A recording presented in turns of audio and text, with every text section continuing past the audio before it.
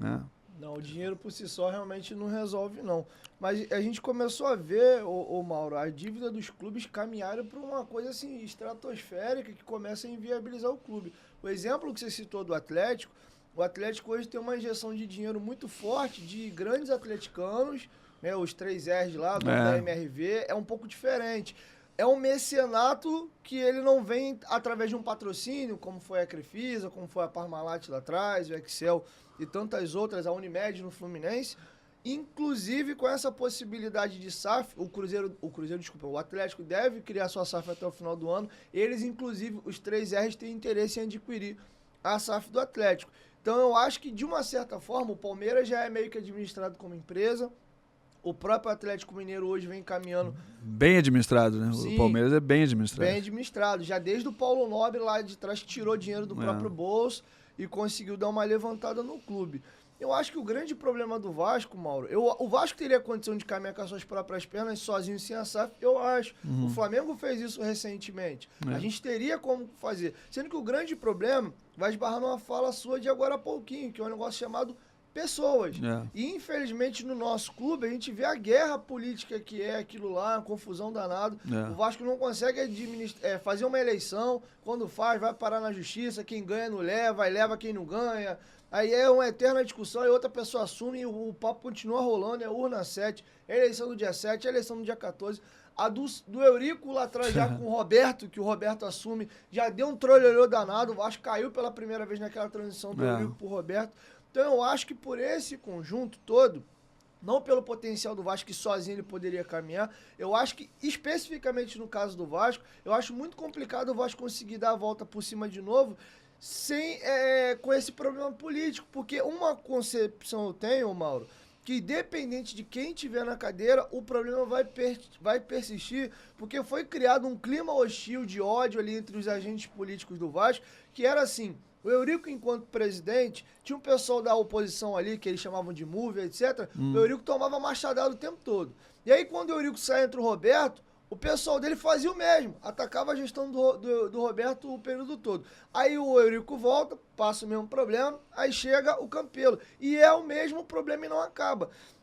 Inclusive, isso me dá uma margem aqui para te fazer uma pergunta sobre até o lado político mesmo. Durante a última eleição, você escolheu apoiar a candidatura do Levin Do Levin, Santos. é. Qual foi o motivo que te fez escolher o Levin? Sei que vocês são muito amigos. Por que a escolha pelo Levin na última eleição?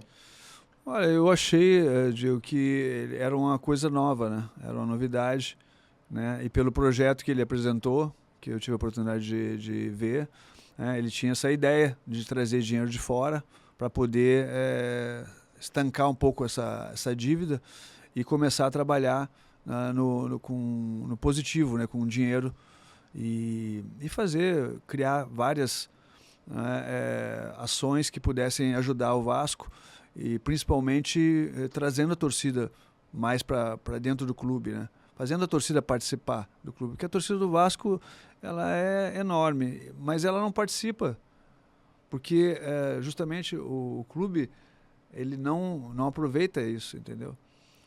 Se você fizer assim, uma pesquisa para ver o pessoal que é sócio fora do estado, você vai ver que é muito pouco, muita dificuldade, não chegam as coisas, né? Aí você vai para um lugar, por exemplo, quando a gente foi para a Espanha, e você chega lá e deixa o seu nome lá, quando você vê, chega uma carta da Espanha convidando para ser sócio, né? Então, é uma outra visão, é uma visão que é mais assim objetiva e procura trazer o sócio de uma maneira mais agressiva, no bom sentido, né? De realmente fazer com que os torcedores participem do clube, ajudem o clube, fidelizar os torcedores, era essa também muita a vontade. Então eu vi, nesse sentido, eu vi que poderia ser uma boa para o Vasco, né? E o fato de ser um cara que não precisa do futebol, né? Mais especificamente, ele é um cara que tem condições financeiras e não vai precisar do clube para fazer alguma coisa. Então, é isso que eu quis dizer. Então, eu vejo dessa forma que eu vi, entendeu? Mas não tenho nada contra os outros candidatos. São todos vascaínos e se não deu para um, o outro tenha sorte, que consiga fazer as coisas. Eu acho que o importante é isso. O que eu não acho legal é quando você não está como situação, é você começar a atrapalhar, começar a tentar minar, começar a tentar enfraquecer. Isso eu acho ruim.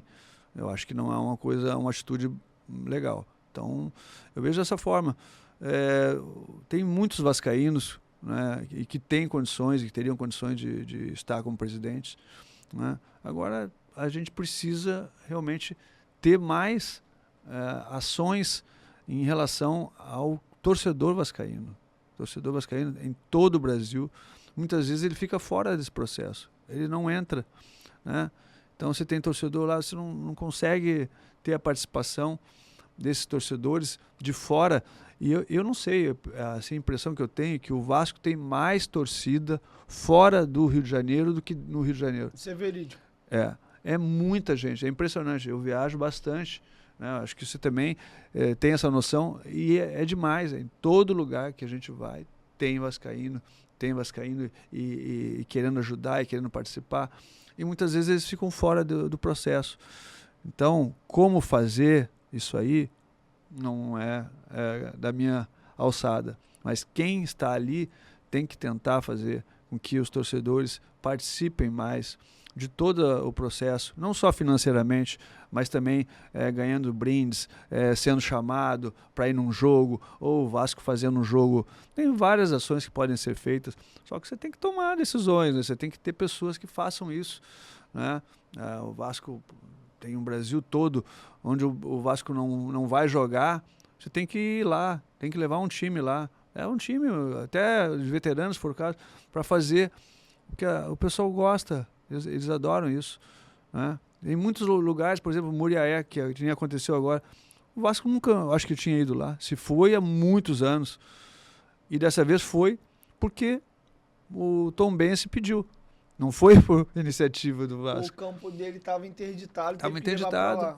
Porque é um campo que não comporta. Eu conheço lá o Campeonato Mineiro. É um campo que não comporta times grandes.